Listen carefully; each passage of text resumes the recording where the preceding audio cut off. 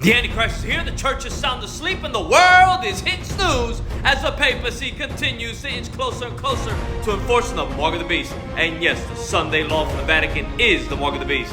Total lunar eclipse moon to turn blood red on March 14, 2025 for the Feast of Purim.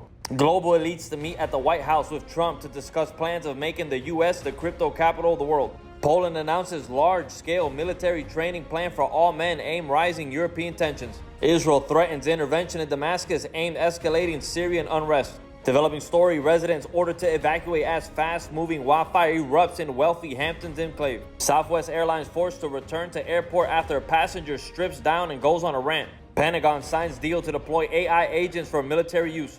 Tornado strikes Florida TV station during live broadcast. Elon Musk says X is facing a massive cyber attack and vows to hunt down the perpetrators. Mayor declares Patterson, New Jersey as the capital of Palestine in the United States. Another downed plane. Plane crashes in suburban Pennsylvania, injuring multiple people.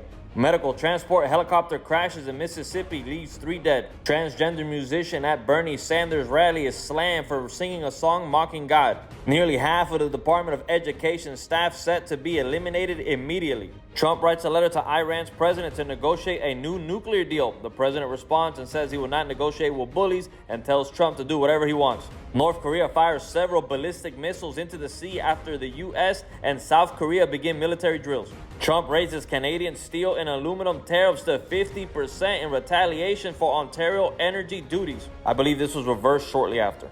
Doctors give Pope Francis good news that he's no longer in imminent danger from pneumonia. Fears grow over leaking fuel as investigations begin into cause of crash involving cargo ship and tanker off of Yorkshire coast. North Sea collision may have devastating impact on marine life. Canada's next Prime Minister, Mark Carney, vows to win trade war with Trump. U.S. fighter jets scramble to intercept aircraft flying near Mar-a-Lago for the 20th time since Trump has taken office.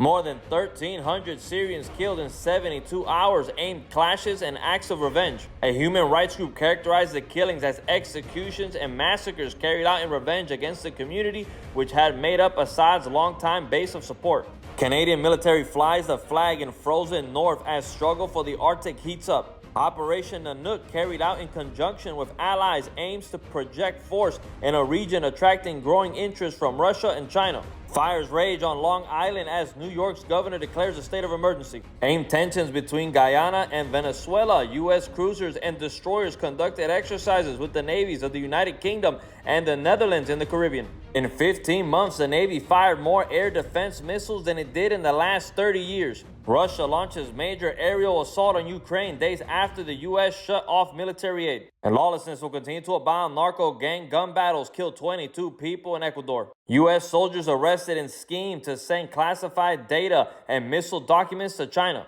2 active duty soldiers and 1 former service member were charged in plots that prosecutors say were linked to Beijing. U.S. poised to house nuclear weapons in Britain for the first time in 2 decades. As famine, pestilence, and war continue to rile the globe, Mother Earth continues to experience her birth pains as the sands of time finish sing. Cursed world, they're fast running out. The prophecies in God's holy word are all nearly fulfilled as the soon return of Jesus Christ upon us